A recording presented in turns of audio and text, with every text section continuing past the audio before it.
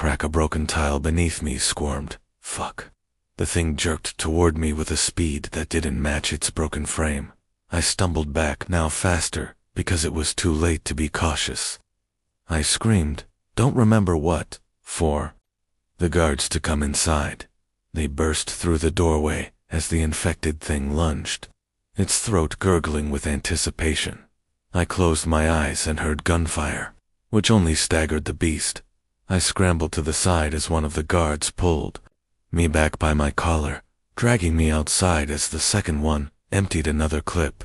He didn't wait to check if it was down. Instead, he turned and ordered us to retreat. Behind him, other figures were already emerging. 2, maybe 3, I wasn't sure. All of them were covered in the same pulsing red growth, like the algae had hollowed them out and was wearing them like skin. Don't get distracted, the woman shouted. Back to the vehicle, now. By the time we made it back to the van and sealed the doors, I was gasping for air, mask slick with sweat. One of the guards checked my suit for any breaches, while the other cursed under her breath. They weren't supposed to be this close to the perimeter, the woman muttered. We'll report it to base. No point in arguing about it now, the man replied. I reached for my sample kit and looked at the sealed vial, the one I had taken from the wall inside. It was glowing faintly, but I was sure of it. The driver sped off, tires slicing through the algae-covered mud. He swerved the car a few times, I assume avoiding the creatures which gathered there due to the commotion.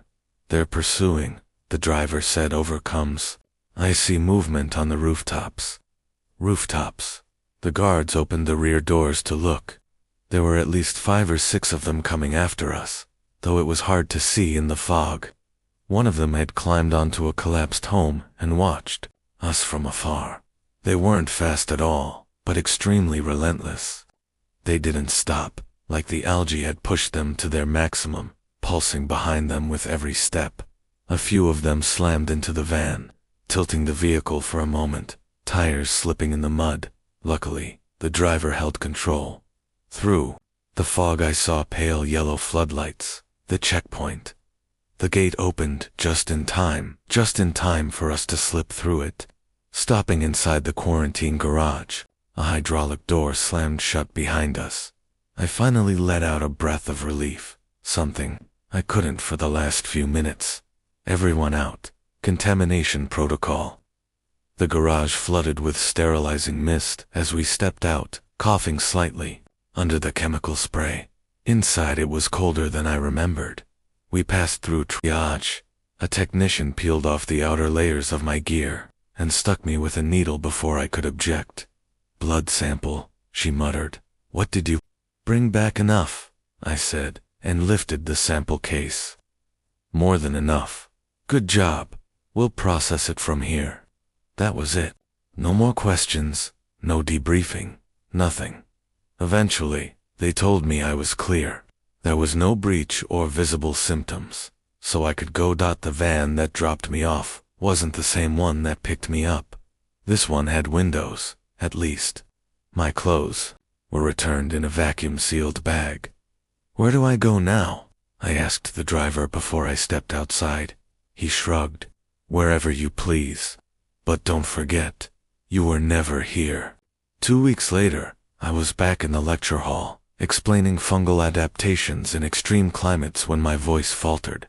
It was too similar. The slide behind me showed a microscopic image of a lichen colony. I thought it pulsed, even though it couldn't. It was a still image. After all, the students didn't notice. They were half asleep, phones in hand or zoning out entirely. I moved on after class.